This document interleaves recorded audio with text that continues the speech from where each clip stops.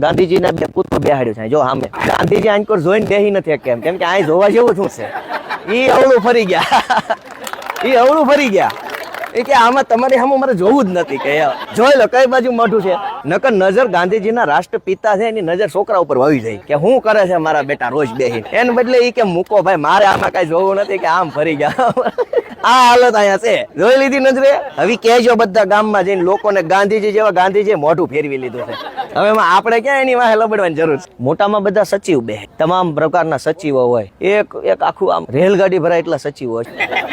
કામ શું કરે છે તમે જાણો. આપણે વખાણ કરવી ભૂંડા લાગી. પબ્લિક જ એના વખાણ કરે કે શું કામ કરે છે. આવા 14 બિલ્ડિંગો છે. આવા આ દેખાય ને જો આની અંદર 12 લખેલા છે. આવડું આ લગભગ 5 નંબર કે 4 નંબરનું આવા 14 બિલ્ડિંગો ચારો તરફ છે. હજારો માણસો કામ કરે છે. કરોડો રૂપિયાનો પગાર છે. 1 લાખ કરોડ રૂપિયાનો પગાર. ખાલી પગારમાં 1 લાખ કરોડ વપરાય છે. હવે 1 લાખ કરોડમાં મીંડા તમે નિરાતે ગણી. ગુજરાતની જનતા જે પૈસા ચૂકવે છે ટેક્સ પેટે એમાંથી 1 લાખ કરોડ રૂપિયાનો તો ખાલી સરકારી માણસને પગાર જ વયો જાય કામ કરવાનો. હવે શું કરે છે ને કોની હાટો કરે છે તમે નિર્ણય લેજો આવતી ચૂંટણી.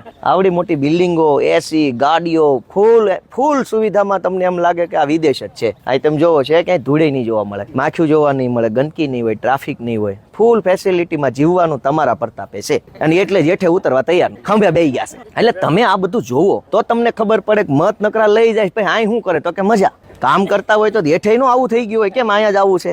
એટલે તમે બધા આવ્યા. આ વિઠ્ઠલભાઈ પટેલ ભવન લખ્યું છે. વિઠ્ઠલભાઈ પટેલ નું નામ કેમ છે અહીંયા? વિઠ્ઠલભાઈ પટેલ સરદાર પટેલના હગા ભાઈ હતા, મોટા ભાઈ. અને સંસદીય પ્રક્રિયાઓ જે છે, લોકસભા કેમ ચાલે, વિધાનસભા કેમ ચાલે, એના જે નિયમો છે એના દેશના બહુ સૌથી બુદ્ધિશાળી માણસ ઈ જમાનામાં ઈ હતા. અને અંગ્રેજોએ વિધાનસભા બનાવી, સેન્ટ્રલ લેજિસ્લેટિવ એસેમ્બલી, કેન્દ્રીય વિધાનસભા. દિલ્હીમાં એનું અત્યારે દિલ્હી સરકાર જ્યાં બેસે છે એ બિલ્ડિંગ અંગ્રેજોએ બનાવ્યું. એના અધ્યક્ષ હતા અને ખૂબ બુદ્ધિશાળી માણસ હતા. એ જમાનામાં સૌથી બુદ્ધિશાળી માણસ કહેવાય વૈધાનિક બાબતો સંસદીમાં એ હતા. અને એના દિમાગના આઈડિયાથી તે આખી બધી પ્રણાલિકાઓ બની છે. અને એટલે એવા મહાન માણસનું નામ એ વિધાનસભા ઉપર રાખ્યું. પછી અંદર બધા કેવું વાંચતા હતા? રેડી વાંચતા હતા?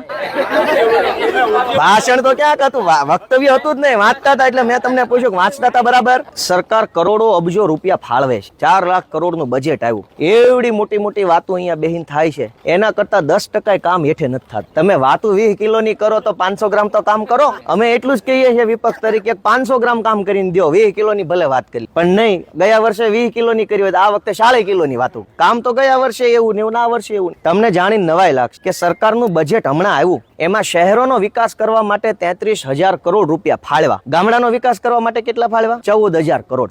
શહેર કરતા અડધા રૂપિયા નથી ફાળવા. હવે રૂપિયા જ ઓછા આપ્યા છે. હવે ગોળ નાખે એટલું ગળ્યું થાય ને? ગોળ જ ઓછો નાખ્યો છે તો કેમ ગળ્યું થાય?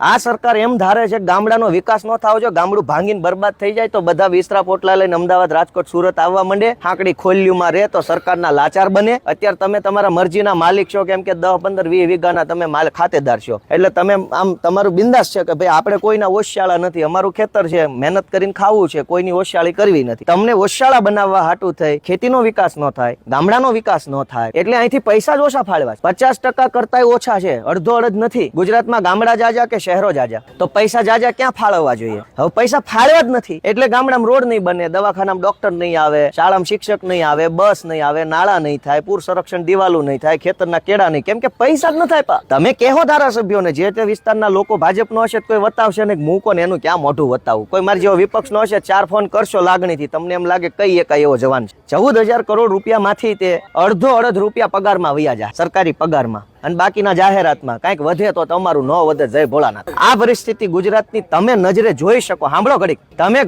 તમે નજરે જોઈ શકો કે ભાઈ તમે વર્ષોથી મત આપ કરો છો પણ થાય શું અહીંયા? એટલે મેં તમારા બધાના આશીર્વાદથી આ બધું છે. નકર અહીં અમને કોઈ ગરવાય ન દે. નીકળો એમ જ કે સીધા જ્યાં હોય ને બધે ઉભા, નહીં ઘૂસવા દેવા માટે. સામાન્ય માણસ જોઈએ જ નહીં, વીઆઈપી હોય તો ચાલે. પણ તમારા હાથમાં તાકાત છે કે તમે જેનું બટન દબાવો ની માણા આમ ઠપ ઠપ ઠપ કરતો હોયો જાય, કોઈ રોકી ન શકે. એટલે હવે તમારે અહીંથી જવાનું છે જમવા. અહીં ગાર્ડનમાં ફરવું હોય ફરી શકો છો. અને હું તો કહું છું ફરો, થોડો કાંટો મારો જોવો, આમ તમને એમ લાગશે કે આ વિદેશ જ છે. સુવિધામાં કાંઈ ઓછું નહીં હોય. ઝાડવા એવા છે જેના આપણને નામ ન ફાવે.